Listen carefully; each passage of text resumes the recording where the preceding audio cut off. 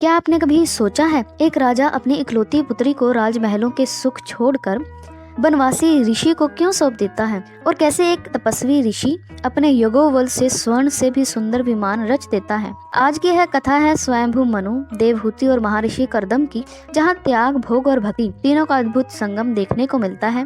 तो आइए सुख सागर स्कंद तीसरे अध्याय 22 और 23 की इस दिव्य यात्रा में प्रवेश करें। मैत्रेय ऋषि विदुर से कहते हैं, जब महर्षि कर्दम ने देवहूति से विवाह स्वीकार किया, तब मनु ने विधि पूर्वक विवाह संपन्न कराया। राजा मनु बोले, महाराज, धन, सेना और राज्य जो भी चाहिए आज्ञा करें। कर्दम ऋषि मुस्कुरा कर बोले, हे राजन, ब्राह्मणों को धन नहीं केवल हरि स्मरण चाहिए। यह सुनकर राजा मनु ने समझा, धन का सही उपयोग नारायण की सेवा में ही है। उन्होंने यज्ञ, दान, गौ सेवा और ब्राह्मणों की सेवा को अपने जीवन का लक्ष्य बना लिया। उनके राज्य में समय पर वर्षा होती थी, प्रजा सुखी थी, कोई भी दुखी नहीं था।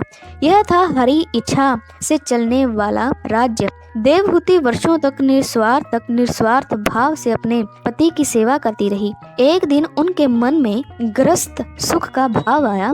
कर्दम ऋषि ने अपने तपोबल से मन की इच्छा जान ली। उन्होंने कहा, राजकन्या, जो चाहो वर मांगो। देवहूति बोली, स्वामी, आपके साथ ग्रस्त जीवन का सुख ही पर्याप्त है। तभी कर्दम ऋषि ने अपने यज्ञोबल से एक दिव्य विमान प्रकट किया। सोने जड़ित महल, मोतियों की झालर, पुष्प वन, सरोवर, देवपुरी जैसा वैभव। फिर उन्होंने नारायण कुंड प्रकट किया। देवहूति के स्नान करते ही उनका शरीर दिव्य हो गया। देवकन्या समान रूप हजारों दासियां प्रकट हुई। कर्दम ऋषि ने भी स्नान किया और वे भी दिव्य रूप में परिवर्तित हो गई। 10,000 वर्ष तक दोनों ने धर्मयुक्त ग्रस्त सुख भोगा। उनसे 9 कन्याएं उत्पन्न हुई। एक दिन कर्दम ऋषि बोले, अब मेरा मन तप और भक्ति में लगना चाहता है। देवहूति ने हाथ जोड़कर कहा, पहले कन्याओं का विवाह कराइए, फिर मैं भी आपके साथ हरि भजन करूंगी।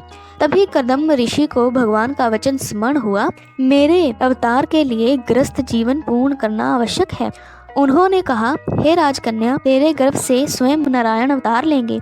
यहीं से भगवान कपिल के अवतार की भूमिका बनती है। अगर आपको यह कथा प्रेरणादायक लगी हो तो इसे लाइक करें, हरि भक्तों के साथ शेयर करें और ऐसी ही दिव्य कथाओं के लिए चैनल को सब्सक्राइब करना ना भूलें।